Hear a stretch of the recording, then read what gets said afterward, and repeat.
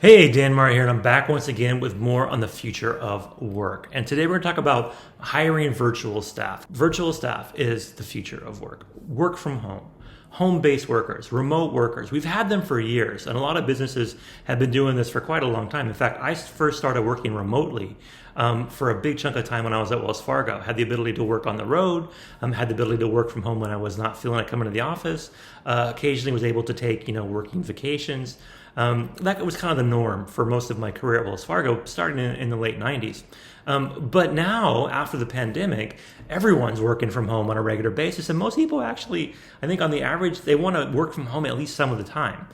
I don't really know anybody who wants to go back to the office 24/7, who wants to be going through traffic and dealing with congestion and worrying about where to eat and paying more for gas, paying more for food, having to be in an office with people 40 hours a week. I don't know anybody who's dying for that. I think a lot of companies may be trying to get their employees to come back and do that, but that's not the future, that's the past. The future is some kind of hybrid where you're giving people the flexibility to work where they want when they want for the most part. Yeah, occasionally they have to come into the office for staff meetings, for trainings. You want to have, face-to-face one-on-ones. You want to do some kind of team building exercises in person. But for the most part, most people's job, most of it can be done wherever you can log into the internet. And so that's the future. And people want those jobs. They don't want to have to come back to the office. So if you're offering an office job, I bet you're having trouble hiring right now, aren't you? You're probably people are having trouble hiring regardless because people don't want to work as much as they used to. They want to enjoy life more. It's both a transitional thing where we're seeing this more millennials and Gen Zers or Zoomers than we saw with Gen X and baby boomers, where they just don't care as much about having that long-term career for one company. They're not really driven by how much money they can make as much as they're driven for how they can make money to enjoy experiences in the here and now. And this is hyper accelerated with COVID, right? The whole thing that we need to enjoy the moment because we never know how much longer we've got.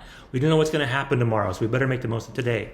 This kind of mentality has really started taking a shift and it's taken its impact on how people want to work. So if you recognize the future of work is virtual hiring, is virtual staff, is basically making sure that majority of your team cannot be in a physical location most of the time, then let me give you 5 tips on how you can hire virtual assistants or a virtual staff.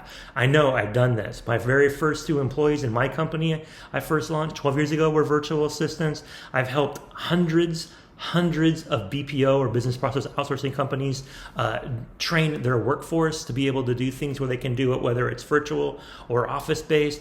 I've been doing this to the point where I've grown a team of 100 plus virtual workers working for me. So I have a company doing multiple things, virtual assisting, doing a bunch of other things like marketing and SEO keywording and graphic design. They're all virtual, right? How does this work? Well, number one, you have to figure out what you want to delegate or outsource. It's got to be something that is busy work that keeps you busy or keeps your people in your business too busy that they shouldn't be doing themselves. Now, if you're an entrepreneur, let me tackle this one first. Basically, make a list of all the things that you do in your business that keep you busy. Kind of notate, how much time it takes you to do these things. Just take out a piece of paper and make 3 columns. In the middle column, write down all these things, all the things that you need to do to run your business and how much time it takes you a week to do them. Then think about why you got in the business in the first place. What are the things that you would do, you wish you could do more of if you had more time? Put these in the column on the far left, right? This is like your wish list. If I could do whatever I wanted to do, I would do these things. Now you know what you want to do and you know what you're doing. There's going to be a mismatch, right? So of course, the things that you're doing that you don't have to do yourself, that you want to free yourself up from to focus on the things in the left column, move to the right. So into the right column, you move anything that can be done by somebody else. Things that you don't have to do yourself. You have to let go of some things. You have to be able to put some trust in people. But when you start moving things into this column on the right, which is what you hire a virtual assistant to do, they do these tasks and things to help you grow your business.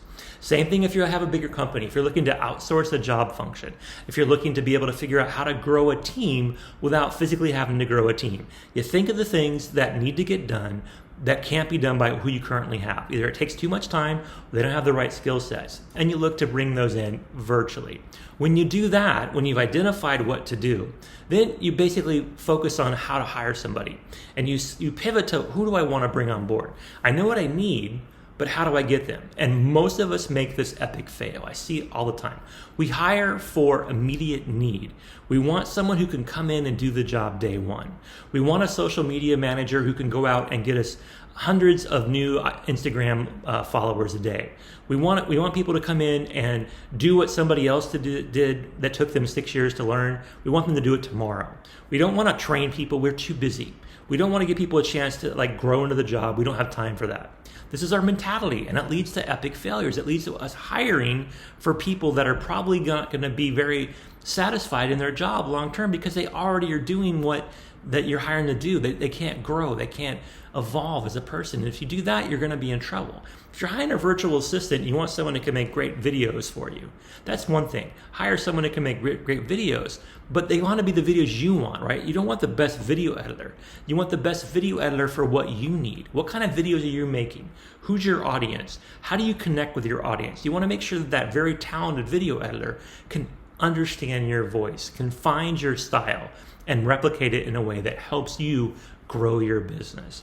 Same thing if you're trying to grow a bigger virtual team and you want to hire people that can evolve, that can grow, that will be with you for a long period of time, because people are leaving jobs because they're bored, because they're not satisfied. When you hire somebody who's already got the skills you need to work in that job day one, how long are they going to feel satisfied in that job if you don't have a path forward for them? So we need to get away from matching on talent and match on vision. Who sees where we're going? That's what we want to focus on. Next, we want people to master one thing before we give them 10. Whether it be a virtual assistant or a new employee, we tend to give them the entire job description we want. We want somebody that can do 10 things, and we give them all 10 things. And basically, after a couple of weeks, we're wondering why they're floundering. We're trying to figure out, should I try somebody else because this person's not working out, because they're not doing everything we want someone to do on day one. That's foolish, right? But we do it all the time. You hire somebody for something they can master. I talk about this all the time. You want people to master a vertical before you push them horizontal. If you're hiring them for an immediate task, find out the most immediate one, the one they can learn the quickest. What's the lowest hanging fruit? What's the thing that you need to get off your plate or off your team's plate and onto somebody else's that isn't too challenging, that can be a quick win? Quick wins are important because you want people to build confidence and feel like they're mattering, that they're adding value. If you give them the hardest project first, the likelihood of them succeeding is much, much lower. Give them an easy win. It helps everyone around to be able to get that easy win. And then add another one. Within a month, you can cover those 10 things. But don't give them those 10 things on day one. Maybe you mention them, but you don't make them produce them on day one. You give them one thing, and then two, and then three, and over a month, you finally got that person you want. But you let them ease into it. You let them get some quick wins. You let them get stable. You let them get to the point where they can contribute, where they feel comfortable, where they're actually seeing the value they're adding, and then you add more. Next, you want to focus on what you do best, right? So what do you do best? What are the things that your business needs you and only you to do, right? So make sure those things in that right column that we talked about, left column that we talked about earlier, the things that you want to do, why did you start this business in the first place? Why are you doing what you wanted to be doing? What motivated you? What was your grand plan? What was your dream? These are the things only you can do, right? So you want to focus on you doing more of those by delegating more to other people, adding more virtual assistants, growing your business by adding more virtual staff. Focus on what you do and free yourself up. And focus on what you do best, not what you do because you think you have to. Sometimes we have to acknowledge the fact that we're not the best at certain things. I'm a horrible graphic designer. I don't design any of my own graphics. I don't know how to video edit. I'm not editing this video you're watching right now. I delegate those things to somebody else. I could learn how to be a better graphic designer, and I could learn how to edit videos, but why? Give it to somebody else so I can focus on what I do best, which is talking into the camera, explaining why people should be looking to grow their business through virtual employees. And number 5, last, but most important, is communicate often. Whether it's you and one virtual assistant, you talk daily, you chat via WhatsApp or Facebook Messenger, you have weekly check-in calls, 10, 15 minutes, make sure you're on the same page. Stay in sync. If you have a business of more than one person, you have to have team meetings. You got to have regular staff meetings to make sure everyone is in sync. You want to make sure that you have a common vision you're working towards. You're looking at your data. You're looking at your KPIs, your key performance indicators. You're trying to figure out where you want to go and how you're going to get there. This all happens through communication. So whether it's you and a part-time VA or you and a team of 100, you have to constantly communicate. You have to have good communication tools. You have to build a culture where people feel like they're encouraged to communicate. And you have to have a place where people can exchange ideas when you're not in the room. If you do that, you're going to be much more successful. This is how you hire virtual staff, whether it be a virtual assistant or a team of virtual employees. You identify what keeps you and your business busy that can be delegated. You match on vision as much, if not more than talent. You let people that you bring on board master the vertical before you give them too much to do. You focus on what you do best and you delegate everything else, and you make sure you communicate often. If you do this, you're going to be successful. I've grown 3 businesses now this way. I'm about to launch my 4th business, and each one has been successful because I follow these things. I've consulted with hundreds of companies.